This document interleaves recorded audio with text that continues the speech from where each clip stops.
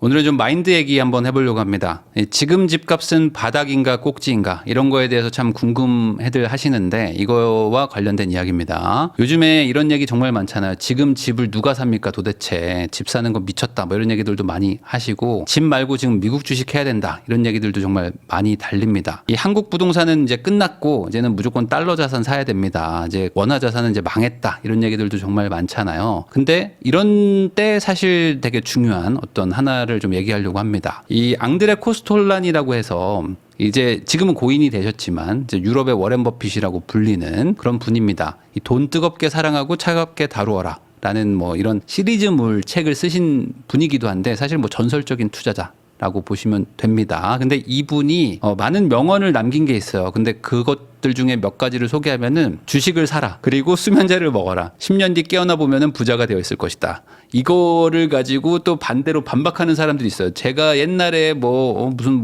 한국 주식을 샀는데 10년 지났더니 뭐 완전 박살났어요. 상패됐어요. 뭐 이런 얘기 하는데 이분이 앞에 좀 말을 좀 자른 게 있죠. 좋은 주식을 사라. 좋은 주식을 사고 수면제를 먹으라는 거지 아무거나 사고 무슨 잡주 사고 그냥 잘하는 건 아닙니다. 돈을 뜨겁게 사랑하되 차갑게 다뤄야 된다. 이 말도 어찌 보면 되게 중요한 거죠. 그러니까 돈을 벌고 돈에 대해서 뭔가 되게 욕심을 내는 거는 맞지만 이성적으로 컨트롤을 하라는 거죠. 잃을 수도 있다. 벌 수도 있고 적게 잃고 많이 벌자. 라고 해야 되는 거지 이 돈을 뜨겁게 다루면 안 되겠죠. 감정적으로 다루지 말라는 얘기도 하고요. 주식시장에서 바보보다 주식이 많으면 사야 할 때고 주식보다 바보가 많으면 팔아야 될 때다. 뭐 이런 얘기도 하셨습니다. 그러다 보니까 이제 듣다 보면 되게 좋은 얘기잖아요. 근데 이거를 또 약간 살짝 비꼬면은 뭐 그래서 어쩌라고 뭐 이렇게 막 반박하는 사람들도 있습니다. 자, 많은 분들이 이런 거 궁금해 하시잖아요. 지금이 저점이냐 고점이냐 답답하다고 하시는데 부동산에서도 제일 많이 물어보는 질문이지만 사실 이거는 뭐 주식이든 코인이든 이쪽 가면 더 날립니다. 주식 코인은 뭐 다른 거 없어. 그래서 지금 사라고 말라고 뭐 이게 훨씬 더 심하잖아요. 그러니까 지금이 저점이에요 고점이에요 막 알려달라고 하시는 분들 정말 많잖아요. 근데 이런 거에 대해서 사실 뭐 유일한 정답은 이거죠. 저점인지 고점인지는 지나고 나 봐야지만 안다. 그러니까 지금 고점 같아요, 지금 저점 같아요라고 말은 할 수 있지만 지나고 나야지만 그걸 알 수 있는 것처럼 이거를 역설적으로 항상 맞출 수 있는 사람이라면 그분은 뭐 엄청난 부자가 돼 있을 거 아닙니까? 그러니까 이거는 알 수 없다라고 생각하는 게 맞는 거죠. 그러니까 알 수 없는 거에 대해서 물어본다고 해서 답변할 수는 없는 것이다. 그러면 어디까지는 알 수 있냐? 이 정도까지밖에 안 되는 거죠. 그냥 대략 그 인근 어디쯤인 것 같은데 대충 지금 그 언저리 정도인 것 같은데 라고 추정할 수는 있지만 지금이 저점인가요? 지금이 고점인가요는 모릅니다. 그래서 어떤 분들은 지금이 좀 고점 같으니까 슬슬 정리하는 게 좋을 것 같아요 라고 얘기하면은 네가 그 말 했는데 팔았는데 오르면 어떡할 건데 라고 막 따지는 사람이 있고요. 반대로 지금이 사면 좋을 것 같은데요 얘기하면은 야 너 지금 샀다가 더 떨어지면 어떡할 건데 라고 얘기하는 사람들도 있습니다. 그건 모르지. 그렇지만 대략 지금 정도면 살만한 시기 팔만한 시기 아닐까요 정도까지밖에는 사람은 예측할 수가 없습니다. 자, 그러다 보니까 이분이 좋은 얘기를 했습니다. 여전히 통용되는 내용이고 사실 모든 재테크 어찌 보면 뭐 거의 모든 경쟁 사회에서 다 통용되는 거기는 한데 이 대중의 심리를 파악해 가지고 반대로 하라. 라는 게 이분의 어떤 그 강력한 주장 중에 하나예요. 일반인들의 생각을 잘 파악해 가지고 반대로 하라는 겁니다. 자, 이게 부동산이든 뭐 재테크, 뭐 주식, 뭐 코인 할 거 없이 다 똑같지만 사실 돈을 못 버는 이유는 단순합니다. 비쌀 때 사거나 아니면 쌀 때 팔거나 아니면 그거를 둘 다 하거나죠. 쌀 때 매도를 안 하는 것도 돈 버는 길입니다. 그러니까 내가 막 빠지는데 여기서 만약에 팔았어요. 못 버티고. 근데 사실 얘가 팔자마자 올라가는 경험들 많이 해보셨을 겁니다. 그게 버티다가 내가 이제 더 이상 못 버틸 때가 어찌 보면 저점일 수도 있는 거죠. 그러다 보면 이제 이런 질문으로 갑니다. 그럼 언제 사야 됩니까? 도대체. 그리고 뭐 언제 팔아야 됩니까? 라는 거를 궁금하게 된단 말이죠. 사실 이것만 알아도 투자 성공 확률을 엄청나게 높일 수 있는 거잖아요. 대략 그 언저리가 뭔가요? 라는 거에 대한 궁금증이 있단 말이죠. 도대체 정확하진 않아도 대충 그 언저리가 뭔데? 그래서 이분이 코스톨라니의 달걀이라는 아주 심플한 이론을 설명을 하신 게 있죠. 그래서 이거는 너무 많이들 들어보셨지만 항상 이렇게 회자되는 이유는 우리가 항상 이거를 다시 또 잊어버리고 뭐랄까요? 이 논리에 이해는 했지만 실제로 실행을 못하기 때문에 이게 계속 지금 거의 수십 년간 계속 회자되는 게 아닌가라는 생각을 합니다. 판다, 기다린다, 산다. 이 세 가지가 있고 A123, B123이 있습니다. X와 Y가 있는 이 간단한 달걀표가 어찌 보면은 이 인간 대중 심리를 이해하는 가장 중요한 척도다. 아주 심플합니다. A1에 사서 A3에 팔으라는 겁니다. 뭐 늦게 팔면은 B1에 파는 거고 빨리 사면 B3에 사는 거죠. 그러니까 밑에서 사서 위에서 팔아라. 아주 단순한 건데 이게 도대체 뭘까? 주식으로 설명하면 이렇습니다. 이 거래량이 적고 소유자가 되게 적은 A1 구간이 있습니다. 그러니까 한마디로 아무도 관심을 갖지 않는 그 시절. 그러니까 거래도 안 돼. 뭐 가지고 있는 사람들도 없어. 관심도가 거의 없다는 거죠. 관심도 없고 거래도 안 되고. 요때가 A1. 근데 시간이 지나면은 거래량이 이제 슬금슬금 늘어나고 당연히 그에 맞춰서 소유자들도 좀 늘어납니다. 그래서 이제 뭐 가지고 있는 사람들, 많이 가지고 있는 사람들이 조금씩 이제 팔면서 소유자 숫자들도 좀 늘어나고 당연히 거래도 좀 되는 거죠. 야, 올라가나 보다 하다 보면은 어느 순간 이제 막 거래량이 폭증을 하기 시작하면서 소유자 숫자들도 엄청 많아지는 거죠. 한마디로 어떤 뭐 인터넷이나 이런 데서 가자라고 외친다는 거는 그만큼 소유자가 많아졌다는 거죠. 소유자가 적을 때는 혼자 가자라고 외쳐봐야 의미가 없지만 100명, 1000명이 가지고 있으면 가자가 되는 거잖아요. 그것처럼 A3까지 온다는 겁니다. 그러면 이게 시간이 지나면은 거래량이 감소하면서 소유자도 감소하는 단계가 오는 것이고 조금 지나면은 거래량이 막 늘어나면서 소유자가 감소하는 한마디로 막 팔기 시작하는 던지는 시기가 오는 거죠. 다 던지고 나면은 거래량이 다시 폭증하고 소유자는 최소화가 되는. 말 그대로 이제 진짜 바닥까지 가는 겁니다. 바닥까지 가면은 이제 잔잔해지는 거죠. 다시. 거래량이 적고 소유자도 적어지는 이 단계까지 오는 이 순환 구조가 계속 반복된다는 겁니다. 결국에 A1이나 B3에서 사가지고 이 A3나 B1에 팔면 된다는 간단한 이론인데 이게 왜 안 되냐 이거죠. 당연히 어려우니까. 자, 그래서 대중의 심리에 대한 예시가 있어요. 예시도 들어주셨는데 뭐냐면 이런 겁니다. 매수 적기의 시장 분위기는 1982년도에 이미 1년이 넘도록 시세는 바닥을 기고 있었고 이 극심한 위기에 비즈니스 위크의 표지에는 주식은 죽었다 라는 헤드라인이 등장했다. 어느 누구도 주식을 사려고 하지 않았고 사람들은 금이나 부동산 같은 거에만 관심을 두고 있었다. 그토록 불투명했던 1982년 시장에서 5천만 주나 사들인 사람들은 도대체 누굴까? 소심파다. 다만 그 사람들은 엄청난 욕을 먹었겠죠. 최하로 떨어진 주가는 조정 국면 시기를 거치면서 적은 거래량 속에서도 어느 정도 현실적이고 적정한 수준으로 조정이 되더라. 소심파 투자자들이 산다라는 게 이제 매수 적기의 시장 분위기라는 겁니다. 그러니까 한마디로 다들 망했다라고 할 때가 매수 적기라는 거죠. 그럼 매도 적기는 언제냐? 반대죠. 거래량이 늘어나고 주가는 시간 단위로 상승하고 막 시세가 막 폭발하고 고조된 분위기가 서로를 자극하면서 이미 오른 주가가 분위기를 또 고조시키는 상승이 상승을 부르는 그런 단계가 되고 대중의 흥분만이 이를 결정하는 요소로 작동한다. 200%가 올랐지만 계속 올라가는 상황이었고 이제 대중들이 막 매료되기 시작하면서 증시로 막 돈이 막 쏠리고 사람들은 뭐든지 막 그 주식을 살려고 막 혈안이 돼 있는 상태. 정신없이 올라갈 대로 올라간 주식을 전부 매수하더라. 뭐 이런 상황이라는 겁니다. 이럴 때는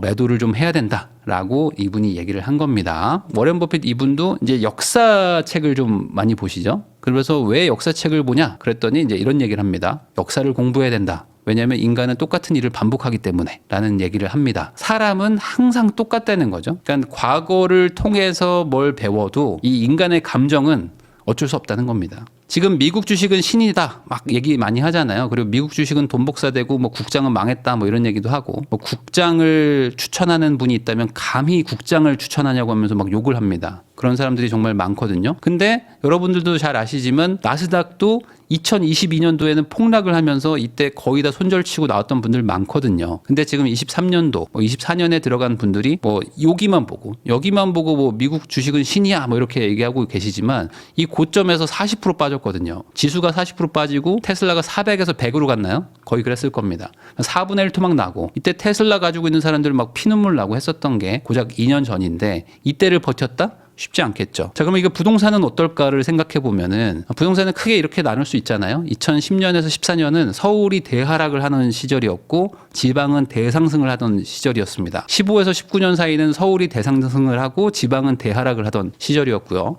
2020에서 2022년 사이는 서울이 대상승을 하고 지방은 대상승을 하던 같이 올라가던 사실 특이한 상황이었고 22년, 23년은 같이 떨어지는 또 특이한 상황이었고 23년, 24년은 다시 또 돌아가서 원래대로 한쪽은 올라가고 한쪽은 비실비실하는 이런 상황이라고 보시면 됩니다. 지금은 서울은 급격한 회복을 막 하고 있는데 그 외 지방은 다 힘든 상황인 거죠. 사실 15년간의 부동산 시장을 보면은 되게 변화무쌍했었거든요. 그래서 2010년에서 14년에 서울에 투자하신 분들은 정말 힘들었고요. 반대로 지방에 샀던 분들은 엄청난 돈을 벌었습니다. 그분들이 15, 16, 17년도에 지방에 투자했다면 다시 망했고요. 2010년, 14년에 서울에 집을 사서 힘들었던 분들이 안 팔고 버텼으면 19년도까지 엄청난 상승을 또 합니다. 2020, 22년은 서울 지방 할 거 없이 막 다 대상승을 하고 그 이후로는 다시 빠졌는데 여기서 안 팔고 버텼더니 서울은 다시 회복하는 막 이런 롤러코스터를 막 탔던 거죠. 저도 2022년, 23년에 경험이 있잖아요. 당연히 여러분들도 있지만 와 이게 이렇게도 가는구나. 미국 금리가 0%에서 순식간에 5% 가는 거를 경험을 하면서 야 40년 만에 온 이런 금리 급등이 있을 수가 있구나라는 거 여러분도 저도 다 경험을 했습니다. 그러다 보니까 제가 최근에 가장 관심 갖고 그리고 그 이후에 투자를 할 때 가장 중요하게 생각하는 부분이 이거죠.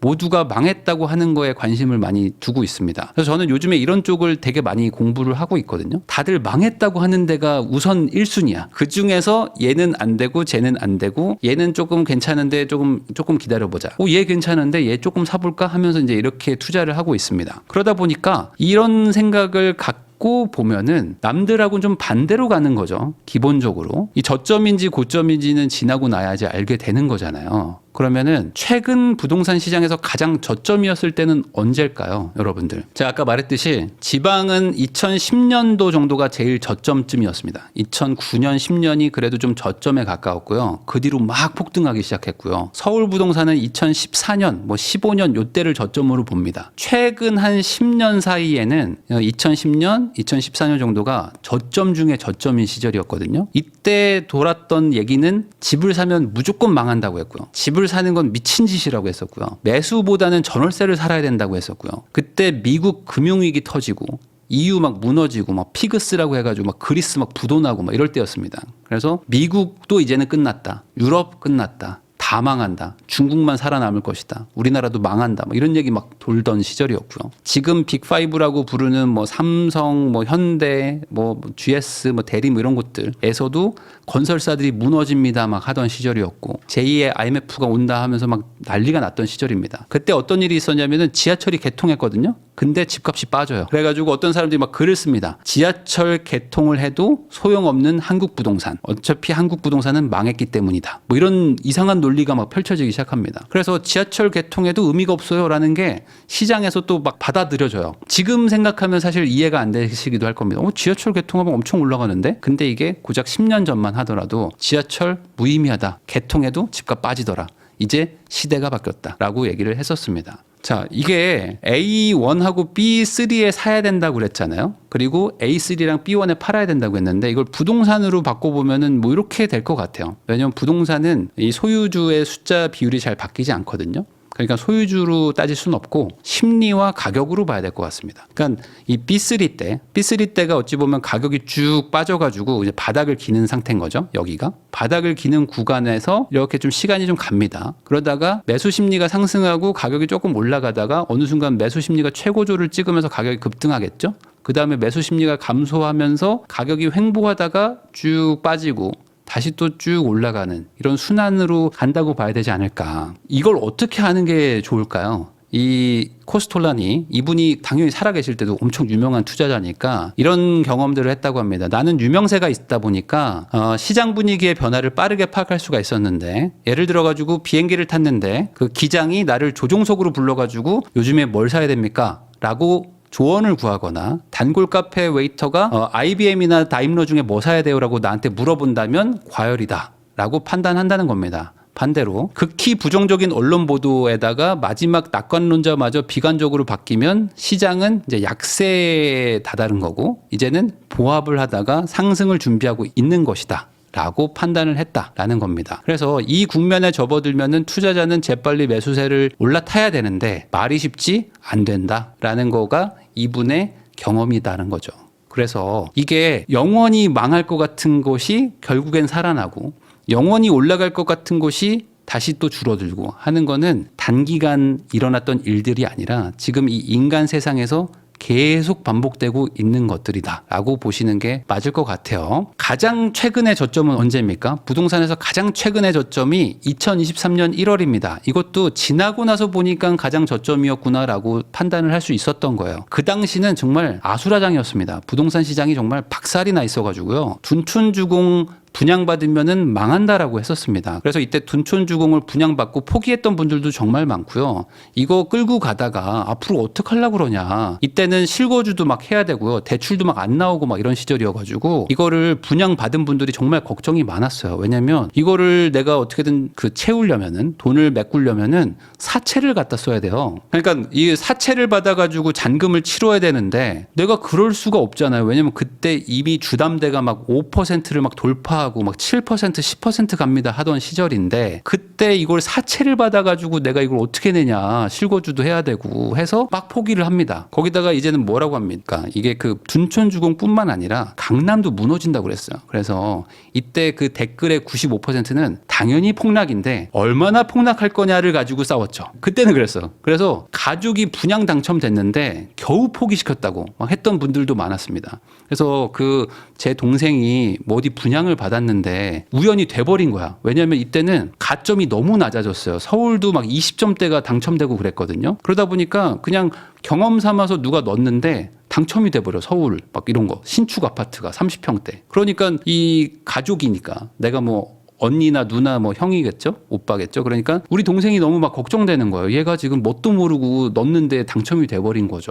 그러니까 얘를 막 설득을 합니다. 근데 애는 포기하기 싫대. 근데 막 어떻게든 막 3일 밤낮을 막 설득해가지고 포기시켰다고 잘했죠라고 했던 시절입니다. 앞으로 강남 아파트 10억까지 빠진다고 할 때 사람들이 막 거기에다 공감을 엄청 많이 눌러줬어요. 지금은 원수한테도 집사라고 말 안 합니다. 이런 댓글들도 많았습니다. 제가 유튜버니까 이런 거 많이 알았겠죠? 집사라고 누가 하잖아요? 그러면 대댓글이 막 달리기 시작하면서 사람을 거의 그냥 완전히 그냥 박살을 내놨던 그런 시절이었죠. 그러면 지금은 어떠냐? 2023년 1월 정도는 아니에요. 그때는 진짜 심각했고 근데 거의 근접한 것 같아요. 거의 근접에 가까운 것 같아요. 최저점 수준까지는 아닌데 저점 구간까지는 온 것 같아요. 반응만 보면은. 거기다가 지금은 코인하고 주식이 그래도 좀 올랐잖아요. 특히 미국 주식이 올랐기 때문에 부동산 사면은 약간 거의 미치광이로 봅니다. 아니 왜 부동산에 관심을 갖고 있어요? 그냥 미국 주식 사면 막 돈이 복사되는데? 라고 하는 분들 정말 많죠. 거기다가 막 코인을 사라고 지금 뭐하러 저걸 사? 라고 하는 게 더 강합니다.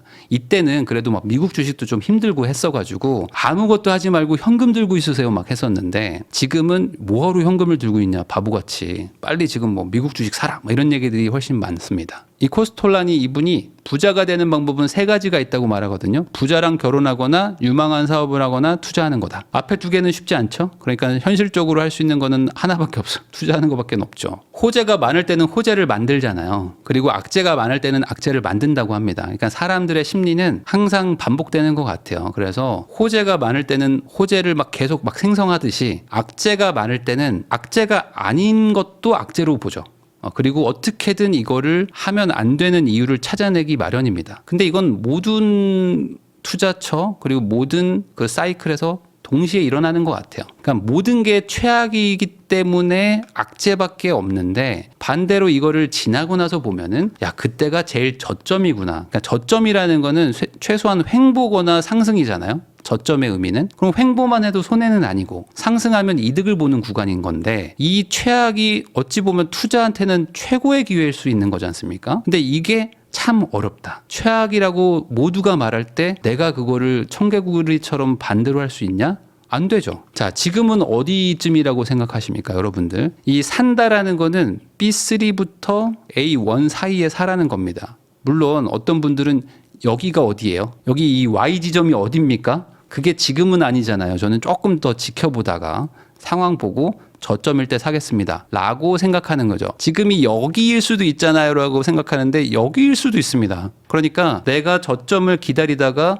하다가 못 사는 것처럼 반대로 지금이 저점인 줄 알았는데 하다가 더 내려가는 것처럼 알 수는 없다. 알 수는 없는데 이 상황에서 결국에 돈을 버는 거는 이쯤 어딘가에 사야 돼요. 이쯤 어딘가에 사서 이쯤 어딘가에서 팔아야 되는 거잖아요. 대충 그 어디쯤인 거잖아요. 그러면 최소한 한 가지 기준은 대중들이 망했다라고 할 때, 대중들이 진짜 지금 안 좋다라고 할 때, 그때 관심 정도는 좀 가져야 된다라는 게 저의 생각이고, 저는 그래서 지금 최근에 항상 어디가 망하고 있지? 어디가 제일 안 좋지? 라는 거를 최우선으로 생각하고 지금 투자처를 찾고 또 일부 그런 데다 돈을 넣고 있는데, 참 마음 먹긴 힘들지만 근데 그게 한번 하고 나면은 상대적으로 이게 괜찮구나 라는 걸 좀 느낄 때도 있습니다. 그러니까 빠져도 조금 빠질 것 같고 또 반대로 오를 확률도 있는 거니까 생각하기 나름 아닐까요? 저의 생각은 그런데 여러분들의 생각은 어떤지 한번 댓글로 많이 달아주시면 감사하겠습니다.